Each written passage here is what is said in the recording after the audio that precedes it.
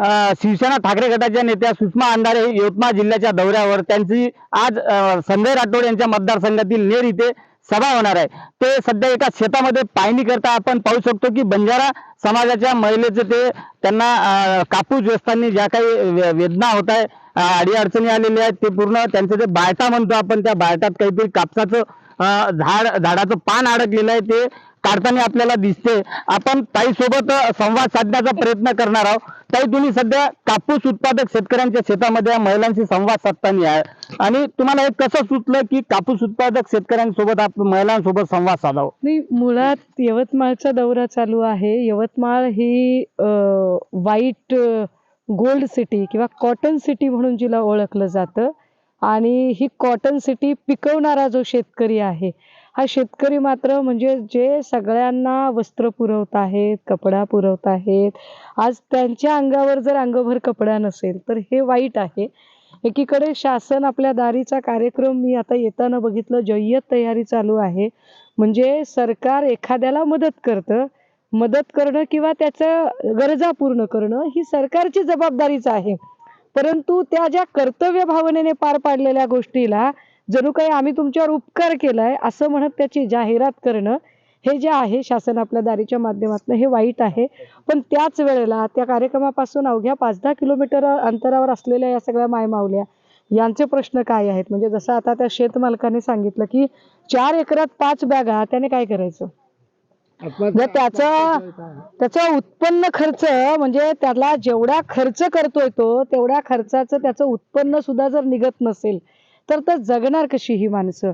एकीकडे सरकार सांगत आहे की आम्ही एवढा 1 रुपयाचा पीक विमा दिला, हे केलं ते केलं, काय आम्ही नुकसान देतोय।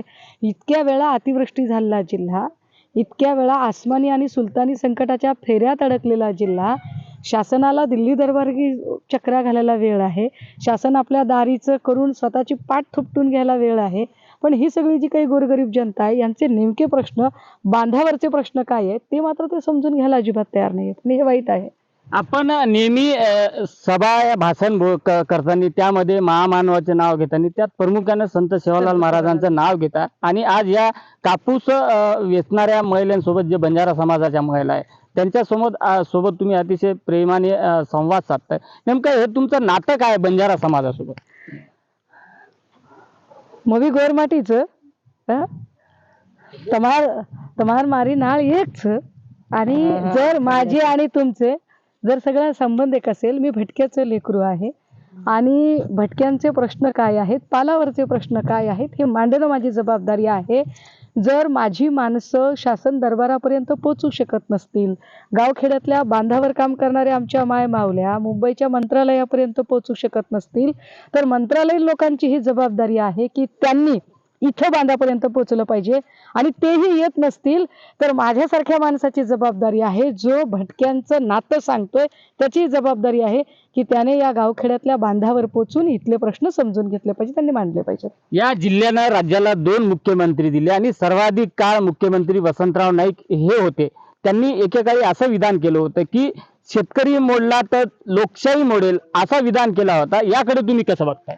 नाही, पण त्या काळात त्यांनी ज्या काही गोष्टी केल्या त्याने थोडाफार फरक तरी पडला, परंतु मधल्या काळातली जी स्थित्यंतरं आहेत ती स्थित्यंतरं जर बघितली तर एकूण शेतकऱ्यांच्या मुळावरच येणारी स्थित्यंतरं आहेत। आता ही सगळी जी बांधावर काम करणारी जी माणसं आहेत, ह्या सगळ्या मायमावल्या आहेत, यांच्या लेकरांच्या शिक्षणाचे प्रश्न, नोकऱ्यांचे प्रश्न, एकीकडे कंत्राटी भरती चालू आहे, यांच्या लेकरांच्या नोकऱ्यांचं काय, ह्यावर सरकार काहीच बोलत नाही।